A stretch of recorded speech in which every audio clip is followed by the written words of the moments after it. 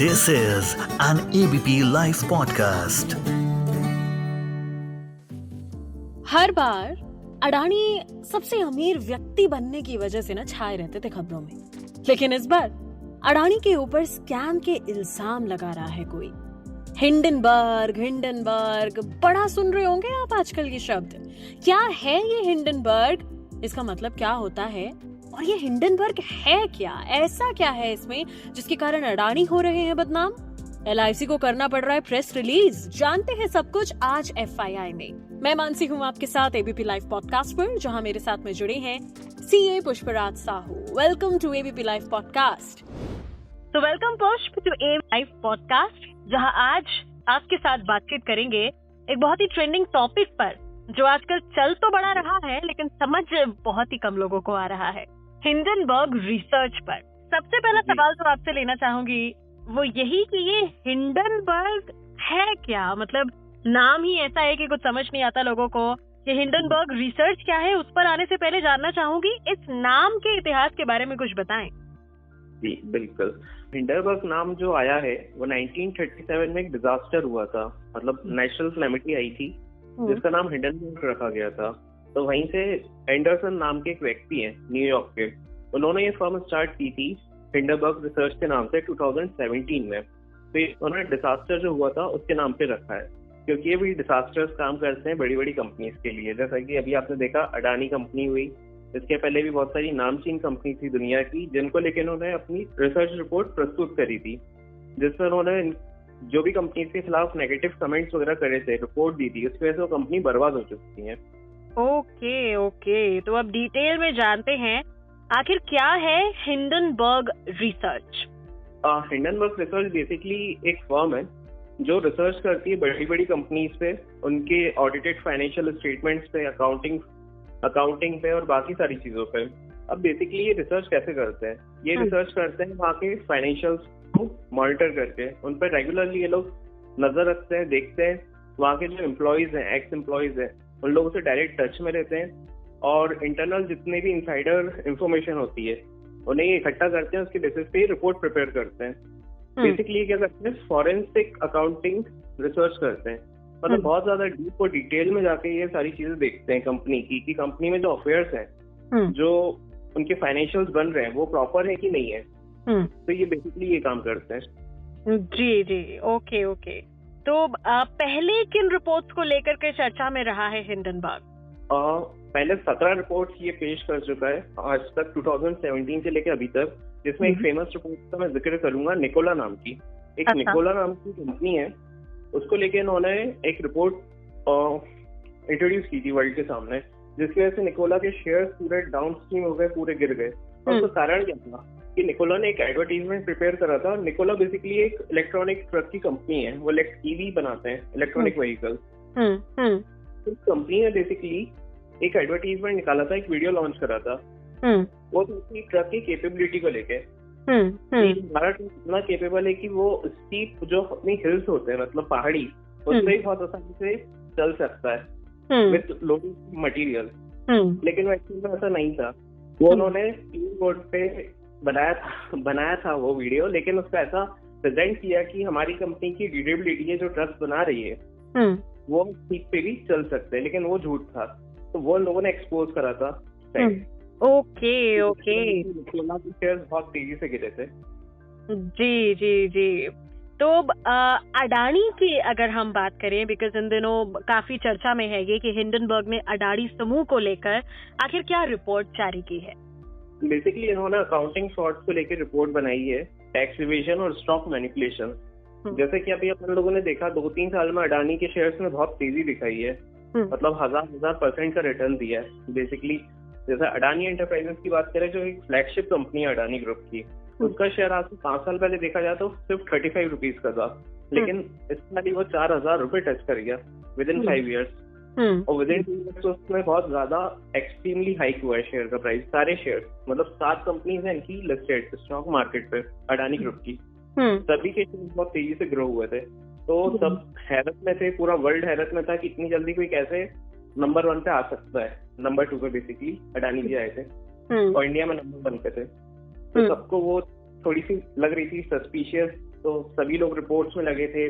तो एक हिडनबर्ग करके जो ये रिसर्च फर्म है, उन्होंने पूरी डिटेल्ड स्टडी करी और उन्होंने पूरी डिटेल्स निकाली कैसे इन लोगों ने ये सारी चीजें करी है। तो बेसिकली इन्होंने क्या करा है, स्टॉक मैनिपुलेशन करा है through tax haven countries. Tax haven countries जहाँ पे अपना टैक्स नहीं लगता, जो टैक्स एग्जेम्प्टेड कंट्रीज जैसे कि स्विट्जरलैंड हुए, पनामा हुए, ऐसे आइलैंड्स हुए, ये टैक्स हेवन कहलाते हैं। उन्होंने वहाँ पे अपनी फर्म्स का सेटअप करा, डमी शेल कंपनीज या फिर लीगली, और इन्होंने वो पैसा इंडिया में वापस रूट करा और स्टॉक का मैनिपुलेशन करा, स्टॉक प्राइसेस रिक करे बहुत ज्यादा तेजी से। तो उसको इन्होंने एक्सपोज करा। अब ये कितना सच है कितना झूठ है वो पूरे फाइनेंशियल इंटरनल मैनेजमेंट का काम है, वो बता पाएंगे प्रॉपरली उस चीज पे। अडानी जी ने भी रिप्लाई करा, मोर देन 400 पेजेस की एक रिबेटेबल रिपोर्ट पेश की है उन्होंने।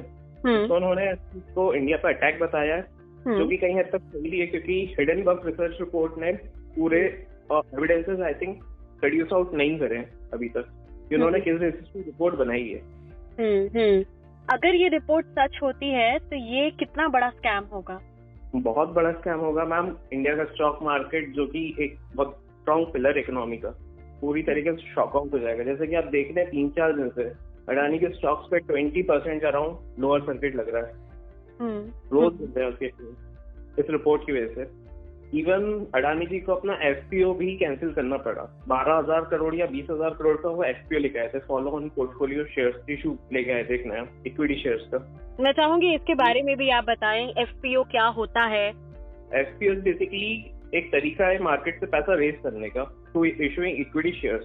तो उन्होंने उसका फ्लोर प्राइस रखा था बेसिकली 1300 to 1400 के आसपास। उस पर उन्होंने शेयर्स ऑफर करे थे, मतलब परचेज करने के लिए इक्विटी फर्म्स को और अलग अलग फर्म्स को। तो इसमें भारतीय एयरटेल एंड जिंदल स्टील वालों ने इन्वेस्ट करा था बेसिकली, लेकिन ऑनगोइंग कंट्रोवर्सीज के चक्कर में उन्हें ये एफपीओ को कैंसिल करना पड़ा और वो मनी को रिटर्न करने के लिए रेडी हैं। उन्होंने उस चीज को कैंसिल आउट कर दिया। अभी एफपीओ लाते तो एफपीओ ने फर्दर पैसा चाहिए था मार्केट से ताकि वो बिजनेस को और एक्सपेंड कर सके, ग्रो कर सके। तो उन्होंने एफपीओ लॉन्च करा था, ये 1 या 2 महीने पहले उन्होंने स्कीम लॉन्च की थी जो अब होनी थी, लेकिन रिपोर्ट के चक्कर में वो सब खराब हो गई उनकी। ओके। ये कहते हैं कि ये जो रिपोर्ट्स होती हैं अब ये किसी भी कंपनी को बर्बाद कर देती हैं, तो इसके बारे में अगर आप बताना चाहें। बिल्कुल बर्बाद कर देती है पूरी कंपनी को, क्योंकि इन्वेस्टर्स का पूरा जो एक विश्वास था कंपनी पे वो खत्म हो गया और रोज फेल हो रहे हैं शेयर्स बहुत भारी मात्रा में, मतलब वॉल्यूम करोड़ों में है, इनका ट्रेडिंग करोड़ों में हो रहा है शेयर्स का रोज। और इवन हिंडनबर्ग ने सबसे बड़ा खेला है, इन्होंने शॉर्ट सेलिंग करी है। उन्होंने शॉर्ट सेलिंग के थ्रू प्रॉफिट बुक करा है। उन्होंने खुद एक्सेप्ट करा है जैसे अडानी के शेयर्स गिरना स्टार्ट करे होंगे हम उस पे शॉर्ट सेलिंग करके प्रॉफिट कमाएंगे, जो बेसिकली सक्सेसफुल हो गया उनका मोटिव। अब हमें कितना इससे असर पड़ेगा, एक आम आदमी को कितना असर पड़ेगा? आम आदमी को ये असर पड़ेगा, रीजन बीइंग कि हमारा LIC और SBI ने इसमें अच्छा खासा इन्वेस्टमेंट करा है अडानी के शेयर्स में। LIC ने आई गेस अभी जैसे ही ये सब हुआ था मामला तो उन्होंने एक प्रेस रिलीज भी जारी किया था। बिल्कुल मैम, उन्होंने बोला था कि हमारा पूरा राइट है, हम अडानी ग्रुप से बात कर सकते हैं इस रिलेशन में, क्योंकि एज अ बिग इन्वेस्टर उनके पास ये राइट है एंड वो करेंगे जब मार्केट थोड़ा स्टेबल होगा आई थिंक। जी, और अब हम लौट कर आते हैं उसी सवाल पर कि आम आदमी पर क्या असर होगा? आम आदमी पे ये असर हो सकता है कि जैसे SBI और LIC गवर्नमेंट ओन्ड इंस्टीट्यूशन, आपको ही पता है सरकार चलाती है और इनडायरेक्टली सरकार का पैसा आम जनता से आता है, तो आम जनता का पैसा इनडायरेक्टली अडानी की कंपनी में लगा हुआ है। जी जी जी तो जी आम आदमी पे ही पड़ना है। जी जी बिल्कुल।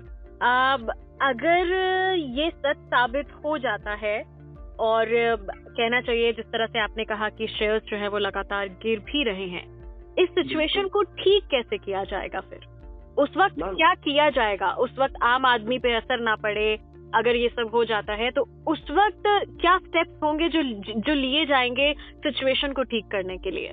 ये हो सकता है पहले तो एक टीम गठित होगी जो कि शायद सेबी स्टॉक मार्केट मिलके करेंगे, जो भी एलिगेशंस लगे इस कंपनी पे पहले तो वो उस पर पूरी इन्वेस्टिगेशन होगी, एक रिपोर्ट बनेगी जो गवर्नमेंट को भी सबमिट होगी और इनसे भी क्वेश्चनिंग होगी अडानी ग्रुप से कि ये वाकई में जो एलिगेशंस लगे वो सही है कि नहीं है। यदि वो एलिगेशंस साबित होते हैं और रिपोर्ट आउट होती है तो स्टॉक मार्केट बुरी तरीके से हैम्पर हो जाएगा, जिसकी वजह से चांसेस है कि इकोनॉमी भी थोड़ी डिस्ट्रॉय हो और महंगाई कई हद तक थोड़ी सी बढ़ सकती है। अब इससे बचने के लिए गवर्नमेंट एक चीज कर सकती है, जैसे आपने सत्यम कंप्यूटर्स का स्कैम सुना होगा उस टाइम जी, तो हो सकता है कि बोर्ड में कुछ गवर्नमेंट के नॉमिनीज को ला दिया जाए, वो कंपनी रन करे कुछ टाइम तक इन लोगों के साथ, ताकि ट्रू एंड फेयर सारी ट्रांसपेरेंसी रहे कंपनी की कि क्या चल रहा है क्या नहीं चल रहा है। तो ये पॉसिबिलिटीज हैं उस टाइम कि ये हो सकता है। बाकी अडानी बहुत मजबूत है, उनके एसेट्स बहुत है, बैलेंस शीट भी अच्छी है नो डाउट, तो हो सकता है कि वो स्पेस से रिकवर भी कर लें और अपना मार्केट कैपिटलाइजेशन वापस से उतना खड़ा कर लें जितना उनका था। यानी कि मतलब अगर ऐसा कुछ होता भी है तो उनको कोई असर नहीं पड़ेगा ज्यादा। हाँ, हो भी सकता है। यदि उनका बिजनेस सस्टेन रहा, ग्रो करता रहा, तो वो रिकवर कर लेंगे 1 or 2 years में। There are chances. बिल्कुल। अच्छा, क्या ये हिंडनबर्ग रिपोर्ट, क्योंकि अडानी ग्रुप और अडानी जी खुद कह रहे हैं कि ये झूठे आरोप है, तो क्या कभी ऐसा हुआ है ये हिंडनबर्ग रिपोर्ट्स जो हैं ये गलत साबित हुई हैं? नॉर्मली मैम नहीं हुई है। हिंडनबर्ग ने आज तक जो भी रिसर्च रिपोर्ट दी है नॉर्मली सही साबित हुई है। जी जी, thank you so much Pushpraj Sahu हमारे साथ जुड़ने के लिए एबीपी लाइव पॉडकास्ट पर। इस ऑडियो को प्रोड्यूस किया है ललित ने, मैं मानसी हूँ आपके साथ। सुनते रहिए एबीपी लाइव पॉडकास्ट।